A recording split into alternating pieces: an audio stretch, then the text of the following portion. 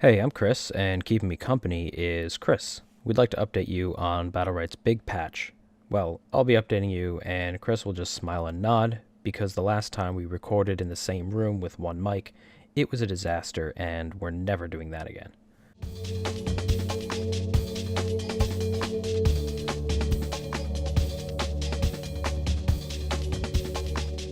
Battlerite 2.0, or Battlerite's big patch, dropped on February 19th at the time of this recording.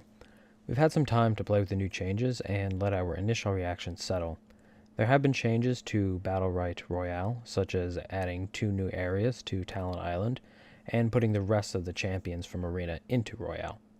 But here we will focus on the Arena game. With Battlerite 2.0 comes a new season, and with a new season comes some champion and Battlerite changes and some new sponsor rewards.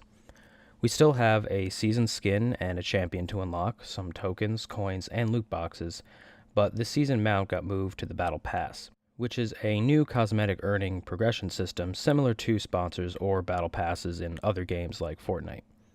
The Battle Pass spans both Arena and Royale, so you can unlock cosmetics for both at the same time. The Battle Pass has both a free and premium version, but the premium version is where all the good stuff is. For minor gameplay updates, I will leave the patch notes in the description if you want to take a look at them. Most of these changes are projectile speed increases and area of effect spell radius increases because of a big change we'll get to in a moment. Additionally, the stealth range eye indicator has been increased slightly to give you a bit more time to react to that Diamond 2 Croak main who somehow got into your casual game with your level 3 friend who is still playing Jade. Many of the big problems people had with the Arena game have been addressed in this patch. Veterans of Battlerite and those coming from its predecessor, Bloodline champions, often felt juking and dodging were too difficult, and thus combat too easy, and the pace of the game felt too slow. Well, SLS has responded by increasing champion movement speed across the board. Ranged and ranged support champions have had their movement speed increased by 0.35 from 3.4 to 3.75, except those who are already a bit faster. Esmo, Jade, and Taya. Their movement speed has been increased from 3.5 to 3.9. Most melee champions have had their movement speed increased by 0.4, except for those who were a little bit faster to begin with. Croak, Jamila, and Shifu have a 0.5 increase. And our lonely melee supports, Sirius and Ulrich, who were the slowest of the melee champions, got a 0.5 increase as well. With these changes, health across the board has been lowered to compensate for the likelihood of dodged abilities.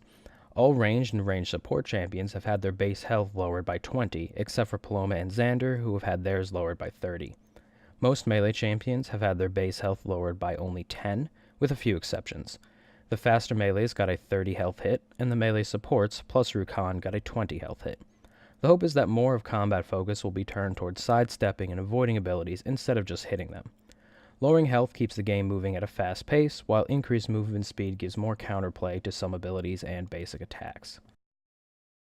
Something that has turned many people off from returning to the game is one of the same things that caused a lot of people to play the game in the first place, and that's the game's simplicity. If you're looking for more stuff to do during Battlerite, this next bit should excite you, but if you're worried about there being too much, just stay and listen, and hopefully I can assuage your fears a little bit.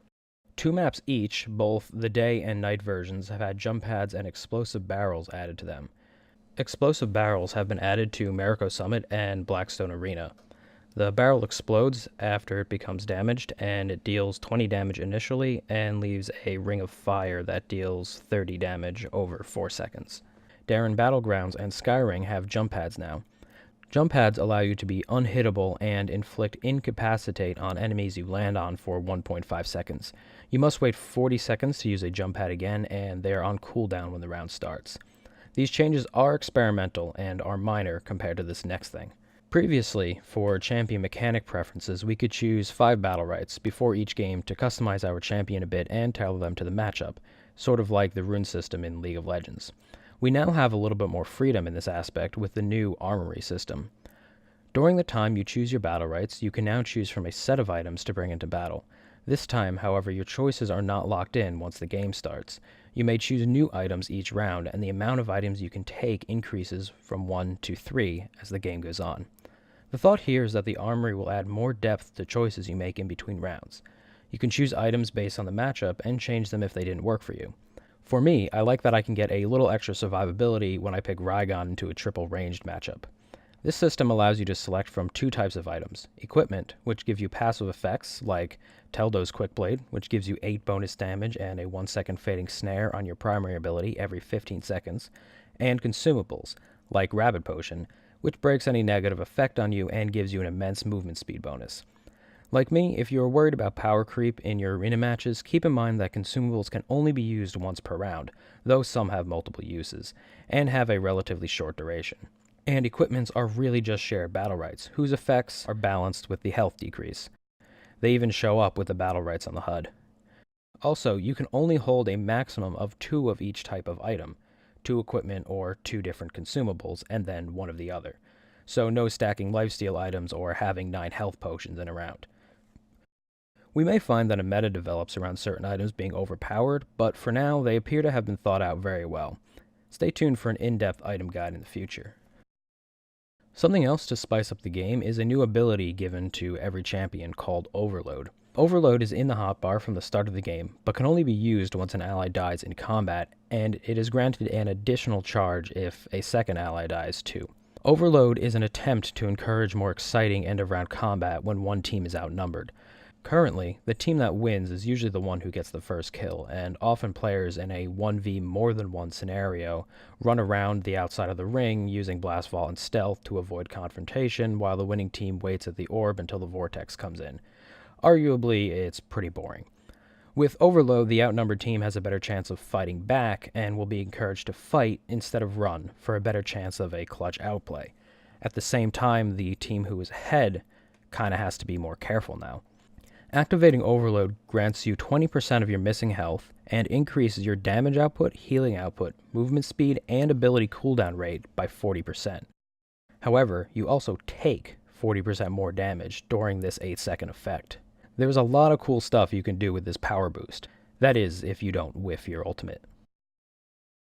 If you're like me and were skeptical about the changes, play a few casual rounds to see for yourself. After a few rounds, I found that I like the changes quite a bit. And if you aren't sure if you want to come back, the game is free. Just give it a shot. That's it for us. Stay tuned for more Battlerite content, and thanks for keeping us company. We hope to see you in the arena soon.